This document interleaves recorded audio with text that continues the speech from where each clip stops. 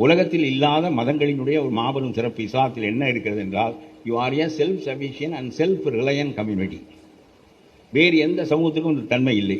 நீங்கள் தன்னிச்சையாக வாழ முடியும், தற்சார்பாக வாழ முடியும்.